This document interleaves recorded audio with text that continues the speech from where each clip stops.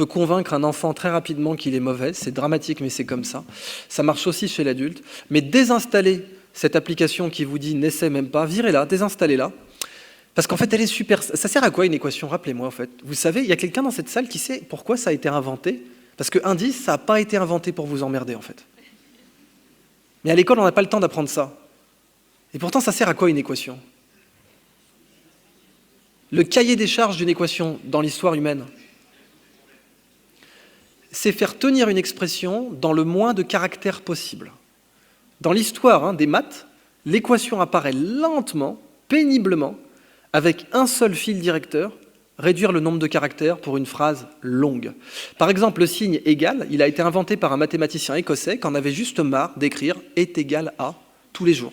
Et le gars, il remplissait des lignes de est égal à, et ça le saoulait. Il disait, allez, on va mettre 2 lignes, pas chier, quoi. Et en fait, le X dans les équations a été inventé à Bagdad du temps de Charlemagne, ou du temps d'Isnogoud, ça dépend de vos références après. Et c'était juste, les Arabes notaient l'inconnu avec une lettre qu'ils prononçaient re, et quand les Espagnols ont latinisé cette lettre qu'ils prononçaient re, ils l'ont remplacée par une lettre qu'eux-mêmes prononçaient re, le X, Mexico, le X se prononce re en espagnol. En Andalousie, donc, quand ils l'ont latinisé, ils l'ont remplacé par un X.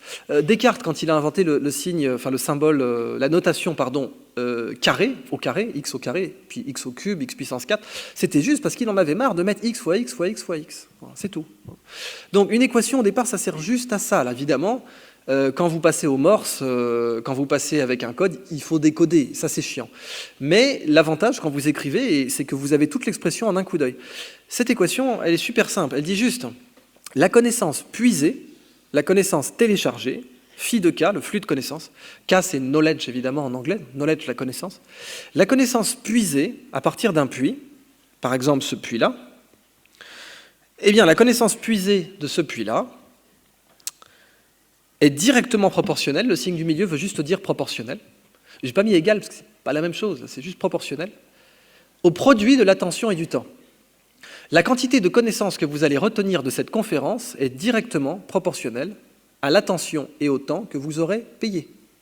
Alors, cette équation, elle n'est pas parfaite. Elle ne prend pas en compte le sommeil. Vous savez, quand on dort, on consolide. Là, ce n'est pas marqué.